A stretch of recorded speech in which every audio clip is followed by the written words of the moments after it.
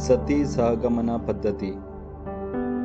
ಯಾವಾಗ ಗಂಡ ಮರಣ ಹೊಂದುತ್ತಾನೋ, ವಿಧವೆಯಾದ ಹೆಂಡತಿಯೂ ಸಹ ಆ ಗಂಡನ ಜೊತೆ ಉರಿಯುವ ಬೆಂಕಿಯಲ್ಲಿ ಆತನೊಂದಿಗೆ ಸಾಯುವಂತಹ ಒಂದು ಸಂಪ್ರದಾಯ ಹಲವಾರು ವರ್ಷಗಳ ಹಿಂದೆ ಭಾರತ ದೇಶದಲ್ಲಿ ನೆಲೆಗೊಂಡಿತ್ತು. ಇದೇ ರೀತಿಯಲ್ಲಿ ಹಲವಾರು ಸಂಪ್ರದಾಯಗಳು, ಪದ್ಧತಿಗಳು ಎಲ್ಲ ಧರ್ಮಗಳಲ್ಲೂ, ಎಲ್ಲ ದೇಶಗಳಲ್ಲೂ, ಎಲ್ಲ ಸ್ಥಳಗಳಲ್ಲೂ ನಾವು ಕಾಣುತ್ತೇವೆ.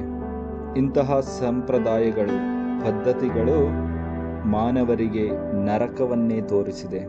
ಹಲವಾರು ಬಾರಿ ನಾವು ಅರ್ಥವಿಲ್ಲದಂತಹ ಪದ್ಧತಿಗಳಿಗೆ, ಸಂಪ್ರದಾಯಗಳಿಗೆ ಗುಲಾಮರಾಗಿದ್ದೇವೆ. ಈ ಒಂದು ಸಂಪ್ರದಾಯ, ಈ ಒಂದು ಪದ್ಧತಿಯನ್ನು ನಾವು ಏಕೆ ಮಾಡುತ್ತಿದ್ದೇವೆ ಎಂದು ನಾವು ಅರಿಯದೆ, ನಮ್ಮ ಹಿರಿಯರು ಮಾಡಿಕೊಂಡು ಬಂದಿದ್ದಾರೆಂದು ನಾವು ಇಂದು ಸಹ ಮಾಡುತ್ತಲೇ ಬಂದಿದ್ದೇವೆ.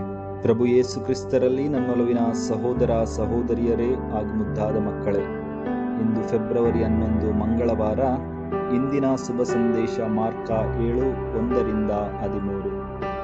ಈ ಒಂದು ಶುಭ ಸಂದೇಶ ಭಾಗದಲ್ಲಿ ಪ್ರಭು ಯೇಸು ಕ್ರಿಸ್ತರು ಫರಿಸಾಯರ, ಸದ್ದುಕಾಯರ ಈ ಅರ್ಥವಿಲ್ಲದಂತಹ ಸಂಪ್ರದಾಯಗಳನ್ನು, ಮಾನವ ನಿರ್ಮಿತ ಪದ್ಧತಿಗಳನ್ನು ಬದಿಗಿಟ್ಟು ದೇವರ ವಾಕ್ಯಕ್ಕೆ ಮಹತ್ವವನ್ನು ನೀಡಬೇಕು, ಸತ್ಯಕ್ಕೆ, ಪ್ರೀತಿಗೆ, ಮಾನವನ ಏಳಿಗೆಗೆ ಪ್ರಾಮುಖ್ಯತೆಯನ್ನು ನೀಡಬೇಕೆಂದು ಪ್ರಭು ಯೇಸು ಕ್ರಿಸ್ತರು ನಮಗೆಲ್ಲರಿಗೂ ತಿಳಿಸುತ್ತಿದ್ದಾರೆ.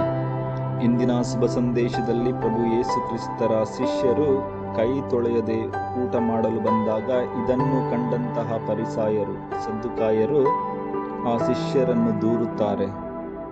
ಪ್ರಭು ಹೇಳುತ್ತಾರೆ, ನಿಮ್ಮ ಶಿಷ್ಯರು ನಮ್ಮ ಪೂರ್ವಜರು ಅನುಸರಿಸಿಕೊಂಡು ಬಂದಂತಹ ಸಂಪ್ರದಾಯವನ್ನು ಪಾಲಿಸುತ್ತಿಲ್ಲ ಎಂದು. ಪ್ರಭು ಯೇಸು ಕ್ರಿಸ್ತರಿಗೆ ಚೆನ್ನಾಗಿ ತಿಳಿದಿತ್ತು, ಈ ಫರಿಸಾಯರು, ಸದ್ದುಕಾಯರು ಕೇವಲ ಮಾನವ ನಿರ್ಮಿತ ಸಂಪ್ರದಾಯಗಳನ್ನು, ಪದ್ಧತಿಗಳಿಗೆ ಪ್ರಾಮುಖ್ಯತೆಯನ್ನು ನೀಡುತ್ತಾರೆ. ಆದರೆ ಅವರ ಅಂತರಂಗದಲ್ಲಿ ಆ ಒಂದು ಶುದ್ಧತೆ ಇಲ್ಲ. ದೇವರ ವಾಕ್ಯಕ್ಕೆ ಅವರು ಪ್ರಾಮುಖ್ಯತೆಯನ್ನು ನೀಡುವುದಿಲ್ಲ. ಕೈ ಕಾಲುಗಳನ್ನು ತೊಳೆದು ಸ್ನಾನ ಮಾಡಿಕೊಂಡು ನಮ್ಮ ಅಂತರಂಗದಲ್ಲಿ ಅಸೂಯೆ, ದ್ವೇಷ, ಹೊಟ್ಟೆ ಕಿಚ್ಚು, ಕೊಲೆ, ಇನ್ನಿತರ ನಕಾರಾತ್ಮಕ ಚಿಂತೆಗಳು ನಮ್ಮೊಳಗಿದ್ದರೆ ನಾವು ಶುದ್ಧವಾಗಿ ಇರಲು ಸಾಧ್ಯವೇ? ಖಂಡಿತವಾಗಿಯೂ ಇಲ್ಲ. ಹೌದು ಪ್ರಿಯರೇ, ಪ್ರಭು ಯೇಸು ಕ್ರಿಸ್ತರು ಹೇಳುವಂತೆ ನಮ್ಮೊಳಗೆ ಮೊದಲನೇದಾಗಿರಬೇಕಾದದ್ದು ಪ್ರೀತಿ, ದಯೆ, ಕರುಣೆ, ಸಕಾರಾತ್ಮಕ ಯೋಚನೆಗಳು. ಇವು ಇದ್ದಲ್ಲಿ ನಾವು ಸದಾ ಶುದ್ಧರಾಗಿಯೇ ಇರುತ್ತೇವೆ. ಹಲವಾರು ಬಾರಿ ನಾವು ಸಂಪ್ರದಾಯಗಳನ್ನು, ಪದ್ಧತಿಗಳನ್ನು ನಿಷ್ಠೆಯಿಂದ ಪಾಲಿಸುವುದರ ಮೂಲಕ ನಾವು ಎಲ್ಲರ ಮುಂದೆ ನಾವು ತುಂಬ ಒಳ್ಳೆಯವರು, ನಾವು ಎಲ್ಲವನ್ನು ಪಾಲಿಸುತ್ತಿದ್ದೇವೆ, ಭಾನುವಾರ ಬಲಿಪೂಜೆಗಳಲ್ಲಿ ಭಾಗವಹಿಸುತ್ತಿದ್ದೇನೆ, ಪ್ರಾರ್ಥನೆಗಳನ್ನು ಮಾಡುತ್ತಿದ್ದೇನೆ ಎಂದು ಹಲವಾರು ಬಾರಿ ನಾನು ಇತರರನ್ನು ದೂರುತ್ತೇನೆ. ಅಂತಹ ಸಂದರ್ಭಗಳಲ್ಲಿ ನಾವು ನೆನಪಿಗೆ ತಂದುಕೊಳ್ಳಬೇಕು, ನಾನು ಅಂತರಂಗದಲ್ಲಿ ಕೊಳೆಯುತ್ತಿದ್ದೇನೆ ಎಂದು.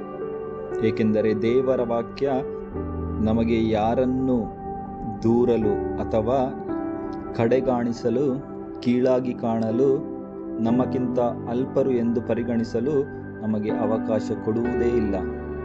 ಆದ್ದರಿಂದ ನಾವು ಕೇವಲ ಒಳ್ಳೆಯ ಸಂಪ್ರದಾಯಗಳು, ಇತರರನ್ನು, ನಮ್ಮನ್ನು ಉತ್ತಮರನ್ನಾಗಿ ಮಾಡುವಂತಹ ಯಾವುದಾದರೂ ಸಂಪ್ರದಾಯಗಳು, ಪದ್ಧತಿಗಳು ನಮ್ಮ ಮಧ್ಯೆ ಇದ್ದರೆ ಅದನ್ನು ಅನುಸರಿಸಿ ನಡೆಯೋಣ. ಆದರೆ ಅದಕ್ಕಿಂತ ಹೆಚ್ಚಾಗಿ ನಮಗೆ ಬೇಕಾಗಿರುವುದು ದೇವರ ವಾಕ್ಯದ ಮೇಲಿನ ನಂಬಿಕೆ ಹಾಗೂ ದೇವರ ವಾಕ್ಯ ಹೇಳುವಂತೆ ನಡೆಯುವುದು. ಇದನ್ನು ಅರ್ಥೈಸಿಕೊಂಡು ನಮ್ಮ ಜೀವನದಲ್ಲಿ ದೇವರ ವಾಕ್ಯಕ್ಕೆ ಹೆಚ್ಚಿನ ಮಹತ್ವವನ್ನು ನೀಡಿ ನಮ್ಮ ಅಂತರಂಗದ ಶುದ್ಧತೆಯನ್ನು ಕಾಪಾಡಿಕೊಳ್ಳಲು ಬೇಕಾದ ವರದಾನಗಳಿಗಾಗಿ ನಾವು ಪ್ರಾರ್ಥಿಸೋಣ. ದೇವರು ನಮ್ಮೆಲ್ಲರನ್ನು ಆಶೀರ್ವದಿಸಲಿ. ಆಮೇನ್. ಹಲ್ಲೆಲೂಯಾ.